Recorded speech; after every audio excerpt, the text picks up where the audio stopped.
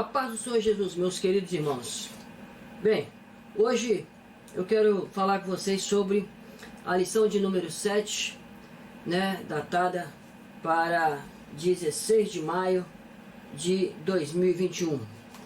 Nós estamos na revista do segundo trimestre de 2021, falando sobre os dons espirituais e ministeriais, ok? Dá para ver aí, né? Bom, então, louvado seja o nome do Senhor Jesus. Eu quero tratar aqui com vocês, quero fazer a leitura desse esboço aqui. Vocês vão acompanhar aqui do lado, no mural aqui do lado, tá certo? Que eu coloquei aqui para vocês poderem visualizar melhor, beleza? Então eu vou fazer a leitura e nós vamos aqui conversando um pouquinho a respeito desse assunto. Eu quero aqui já de antemão pegar a minha Bíblia, né? Minha Bíblia Vida Nova, do pastor Russell Shedd, né? E vamos aqui tratar desse assunto, tá certo? Então,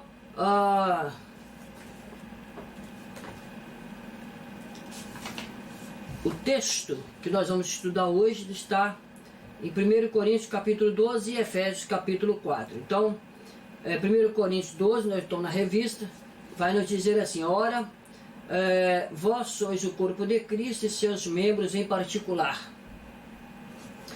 E há uns pôs Deus na igreja, primeiramente apóstolos, em segundo lugar profetas, em terceiro doutores, depois milagres, depois dons de curar, socorro, governo, variedade de línguas. Porventura são todos apóstolos, são todos profetas, são todos doutores, são todos operadores de milagres? Obviamente que não. E ele coloca aqui então Efésios 4. E ele mesmo deu uns para apóstolos, e outros para profetas, e outros para evangelistas, e outros para pastores e doutores, querendo o aperfeiçoamento dos santos para a obra do ministério e para a edificação do corpo de Cristo. E foi para isso que ele colocou essas pessoas nessa qualidade. Até que todos cheguemos à unidade da fé e ao conhecimento do Filho de Deus, a varão perfeito à medida da estatura completa de Cristo. Pois bem, então nós vamos aqui. Entre os dons ministeriais concedidos à igreja, encontra-se o dom ministerial de profeta. Nesta lição trataremos a definição do termo profeta. Analisaremos as diferenças entre o ministério de profeta do Antigo e do Novo Testamento. E, por fim, destacaremos quais as características que qualificam um profeta verdadeiro de um profeta falso. Então, vamos primeiro para a definição. Definição da palavra profeta. No Antigo Testamento, a palavra hebraica para profeta era nabi ou rabi, que vem da raiz verbal nabá ou rabá. Essa palavra significa anunciador e, por extensão, aquele que anuncia as mensagens de Deus, frequentemente recebidas por revelação ou discernimento intuitivo. Os termos hebraicos roé e rosé também são usados. Ambos significam aquele que vê, ou seja, vidente. Todas as três palavras aparecem em 1 Crônicas 29:29, nabi ou rabi. É termo usado por mais de 300 vezes no Antigo Testamento. Alguns poucos exemplos são Gênesis 27, Êxodo 7:1, Número 12:6, Deuteronômio 13:1, Juízes 6:8, 1 Samuel 3:20, 2 Samuel 7:2, 1 Reis 1:8, 2 Reis 3:11, Esdras 5:1, Salmos 74:9, Jeremias 1:5, Ezequiel 2:5, Malaquias 2:11. Só para se ter uma ideia o quanto é utilizado esse termo.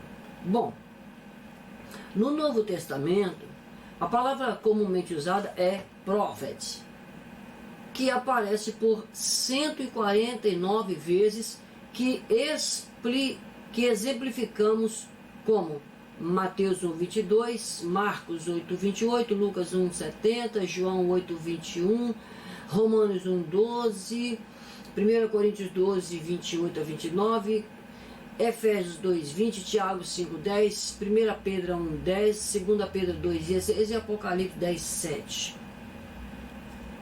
O substantivo profeteia profecia é usado por 19 vezes no Novo Testamento. E aí você tem Mateus 13:14, Romanos 12:6, 1 Coríntios 12:10, 13:2-8, 14:6-22, 1 Tessalonicenses 5:20, 1 Timóteo 1:18, 4:14 e 2 Pedro 1:20-21. E Apocalipse 1:3, 11, 6, 19, 10, 22, 7, 10, 8, 19. Essas palavras derivam do grego pro, antes em favor de, e feme, falar, ou seja, alguém que fala por outrem, e por extensão, intérprete, especialmente da vontade de Deus. Ok? Então, vamos para o segundo tópico.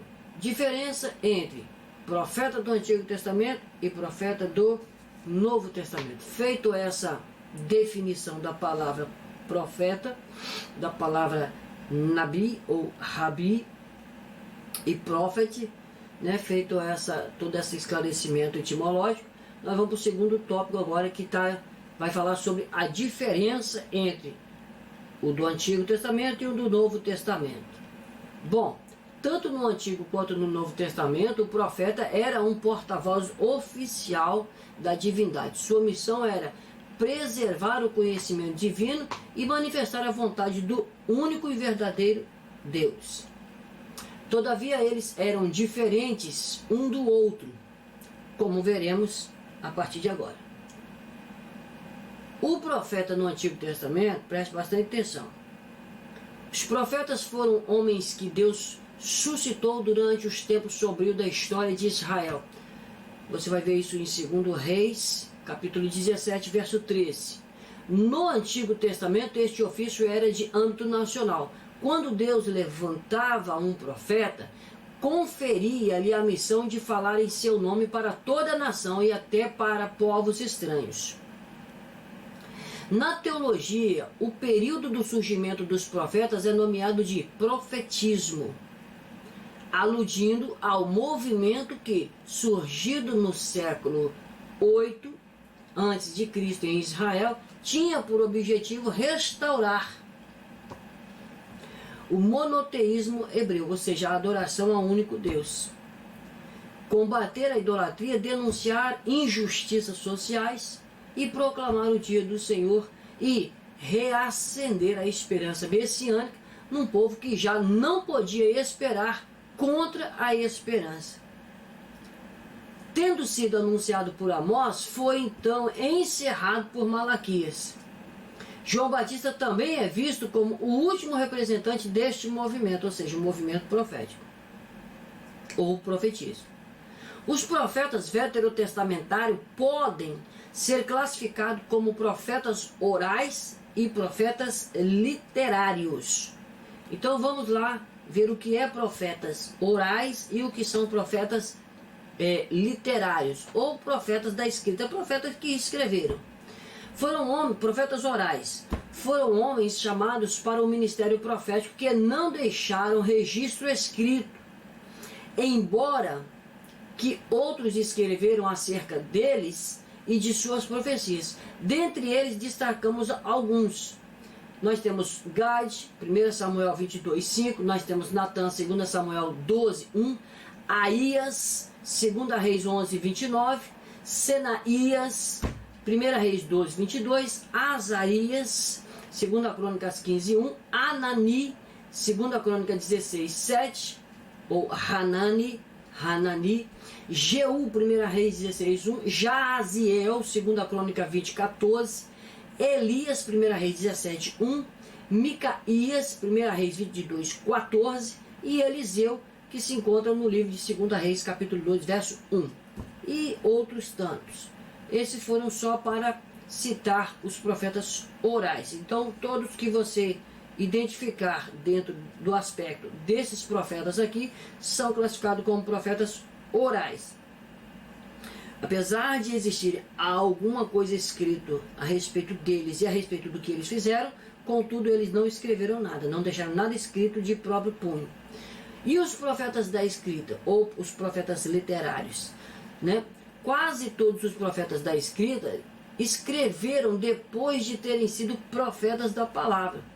Encontramos pelo menos 17 livros proféticos no Antigo Testamento, sendo que 5 deles são denominados de profetas maiores, não porque são melhores, mas porque tem mais escrito.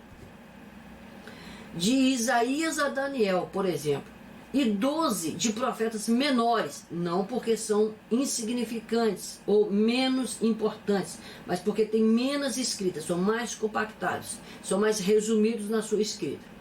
De Oséias a Malaquias. São assim chamados não por causa da sua importância, e sim pelo conteúdo do livro e pela duração de seu ministério. Ok? Então essa é basicamente a diferença entre profeta orais e profeta literário ou profeta da escrita. Então, funções exclusivas dos profetas do Antigo Testamento. Quais eram essas funções? O profeta do Antigo Testamento era um homem que, além de transmitir a mensagem de Deus, tinha outras atribuições tais como, primeiro, ungir reis. Você vai ver isso lá em 1 Samuel 16, 9, 16, 16, 12, 1 Reis 19, 16, tá certo? E segundo, aconselhar os reis. Também você vai ver em 1 Samuel 10, 8, 21, 18, 2 Samuel 12, 2 Reis 6, de 9 a 12. E terceiro, ser consultado pelas pessoas. 1 Samuel 9, de 8 a 10, 1 Reis 14, 5, 22, 7, 22, 8 e Jeremias 37, 7. Você vai ver esse aspecto de pessoas consultando o profeta. Os oráculos dos santos profetas que estão no cânon sagrado não estão à mercê de julgamento humano, ou seja, eles não dependem da nossa opinião, estão lá por si só e por si só merece, né, os seus méritos, tá certo? 2 Pedro 1, 21 é o que ele diz lá, que nenhuma profecia é de vontade humana, né? Vamos ver lá com as palavras do próprio Pedro, né? Porque certamente é isso que ele diz, nenhuma profecia é de particular interpretação ou foi dada por humano, né? Por pessoas. Então vamos lá para 2 Pedro, né? 2 Pedro, nós estamos aqui em 2 Pedro, segunda epístola de Pedro, capítulo 1, verso 21. Então, aqui está. Porque nunca, jamais, qualquer profecia foi dada por vontade humana. Entretanto, homens santos falaram da parte de Deus, movidos ou inspirados pelo Espírito Santo. Amém? O profeta do Novo Testamento, os profetas do Novo Testamento eram homens que falavam sob o impulso direto do Espírito Santo, bem como os do Antigo Testamento, tá certo? E cuja motivação e interesse principais eram a vida espiritual e a pureza da igreja, ou da eclesia, da assembleia. Sob o novo concerto foram levantados pelo Espírito e revestidos pelo seu poder para trazer uma mensagem da parte de Deus ao seu povo, né? Então, portanto, os profetas são ministros, pregadores, cuja prédica pode ser mensagem de edificação, exortação e consolação dos crentes. 1 Coríntios 14, 3. Na igreja primitiva e em Antioquia havia homens que exerciam este ministério. Você vai ver isso lá em Atos capítulo 3, verso 1. Em Atos 15, 23, temos o profeta consolando, fortalecendo e aconselhando.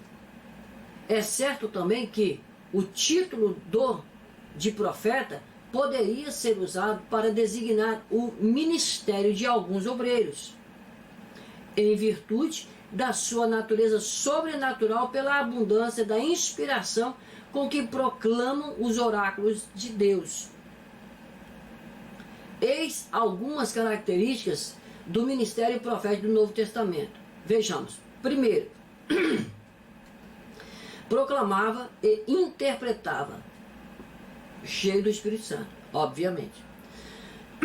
a palavra de Deus por chamada divina. Você vai perceber isso no Atos capítulo 2, verso 14 a 36, capítulo 3, verso 12 a 26, 1 Coríntios 12, 10 e 14, 3. Acompanhe na sua Bíblia aí todos esses versículos aí, tá certo? Segundo, exercia o dom de profecia, Atos 13, verso 1 a 3. Às vezes, terceiro, às vezes até predizia o futuro, Atos 11, 28. Vamos ver o que diz aqui em Atos 11, 28. Atos 11, 28. Às vezes, está dizendo aqui no esboço aqui, às vezes, né, prediz até o futuro. Então vamos lá, 11, 28, para ver o que ele está falando aqui. Olha, 11, 28 vai nos dizer assim, ó, e apresentando-se um deles, chamado Ágabo, dava a entender pelo Espírito que estava para vir grande fome por todo o mundo, a qual sobreveio nos dias de Cláudio. Então, às vezes eles até prediz o futuro, tá certo? Então vamos para o terceiro tópico. O terceiro tópico dessa lição, falando acerca do dom de profeta, o ministério de profeta. Então nós temos aqui no terceiro tópico, discernindo o verdadeiro profeta do falso profeta, tá certo? A diferença entre o dom de profeta e o dom de profecia é o seguinte: o dom de profeta é permanente. A palavra ministro significa um servo de Deus que ocupa um ministério, que é um encargo constituído por Deus, que da parte de Cristo funciona na igreja do Deus vivo. Segundo Atos capítulo 3, verso 1 e Atos 15, verso 32, os profetas constituíam o ministério da palavra de Deus, impulsionando por inspiração profética. Por meio dessa inspiração, esse ministério é acompanhado de edificação, exortação e consolação, que são evidências da operação do verdadeiro espírito da profecia. Observamos assim que o simples uso do dom de profecia não faz de ninguém um profeta, pois profeta é um ministro, o profeta é um ministro da palavra de Deus, Atos 21, de 9 a 10. Vamos ver o que a Bíblia confirma aqui em Atos 21, de 9 a 10. Aqui está dizendo que profeta é um ministro da palavra de Deus. Aqui em Atos 21, de 9 e 10, vai nos dizer assim, ó: tinha este 4 filhas donzelas que profetizavam. Demorando-nos ali alguns dias, desceu da Judeia um profeta chamado Ágabo. Então o profeta é o ministro da palavra de Deus, tá certo? Então, dom de profecia esporádico. Profecia é uma mensagem de Deus dada à pessoa a quem o Espírito manifesta este dom. Tal pessoa deve transmitir exatamente como a recebeu. Jeremias 23, 28. Vamos ver o que diz lá em Jeremias 23, 28, para a gente entender um pouco como é esse negócio de dar exatamente como recebeu. Jeremias 23, 28 vai nos dizer exatamente o seguinte: 23, 28 está aqui, ó. 23, 28. Ó, o profeta que tem sonho, conte-o como apenas sonho, mas aquele em quem está a minha palavra, fale a minha palavra com verdade. Quem tem a palha com o trigo, diz o Senhor. Amém? Então, entrega conforme recebeste. Né? A atitude de quem profetiza deve ser: a palavra que Deus puser na minha boca, essa falarei. Números 22, 38 é aquela história lá de Balaão. Não, aquilo que Deus colocar na minha boca eu vou falar. A mensagem recebida por inspiração do Espírito Santo não é transmitida mecanicamente, mas fiel e conscientemente. 1 Coríntios 14, 32. No momento em que a profecia é transmitida, não é Deus quem está falando, mas é o homem quem está transmitindo o que Deus recebeu. 1 Coríntios 29. Se fosse o próprio Deus falando, não haveria necessidade de se julgar a mensagem como a palavra nos orienta que façamos. Tá certo? 1 Coríntios 14, 29. Então, características do verdadeiro e do falso profeta. Nós estamos no tópico 4, tá certo? Que já é o tópico 4. Ok, discernindo o verdadeiro do falso profeta. Então, em Mateus 24, 11, Jesus disse que à medida que se aproximassem os últimos dias, surgiriam muitos falsos profetas. Esses tais pregariam um evangelho misto, permissivo e deturpado, no intuito de conduzir os incautos ao erro, sob o pretexto de terem recebido novas unções e revelações. Abaixo, vamos destacar algumas características do verdadeiro e do falso profeta para que possamos distinguir, ter discernimento e separar um do outro. Bom, o profeta verdadeiro tem uma característica: zelo pela pureza da igreja. E aí você vai conferir com os textos de João 17, 1 Coríntios 6, 9 e Gálatas 5, 22. Segundo, tem uma profunda sensibilidade diante do mal e capacidade de identificar e detectar a iniquidade. Romanos 12, 9 e Hebreus 1, 9. Terceiro, tem uma profunda compreensão do perigo dos falsos ensinos. E aí tem Mateus 7, 24, Gálatas 1, 9, 2 Coríntios 11, 12, você vai conferir esses textos, que está aqui no quadro, aqui ao lado aqui, tá certo? Beleza? Quarto, dependência contínua da palavra de Deus para validar a sua mensagem. E 5, interesse pelo sucesso espiritual do reino de Deus e identificação com os sentimentos de Deus. Agora, algumas características do falso profeta: aparência de piedade, mas cheio de malícia interior, né? São mercenários, segundo Pedro 2,3. São pregadores de heresias, segundo Pedro 2,1. São operadores de sinais para engano e autopromoção, Mateus 24,11. E gostam de ser homenageados, honrados, louvados, Lucas 6, 26. Conclusão: assim como nos primórdios, a igreja atual precisa que Deus continue levantando homens com o dom ministerial de profeta, a fim de que, usados pelo poder do Espírito Santo, transmitem a mensagem que venham produzir no povo de Deus o desejo de uma vida de mais santidade, obediência irrestrita à palavra de Deus e profunda intimidade e comunhão com Ele, o Senhor dos Senhores. Amém? Chegamos no fim de mais uma lição. Deus possa abençoar a tua vida ricamente e que você possa abrir sua Bíblia e fazer a leitura de cada texto desse que foi mencionado aqui, para que você possa ser edificado na sua vida espiritual. Deus seja louvado pela tua vida. Eu agradeço pela tua audiência, pela tua paciência. Curte nosso canal, se inscreva, acione o sininho para que você possa receber todas as nossas notificações. Deus abençoe a tua vida. Fique na paz do Senhor Jesus. Amém.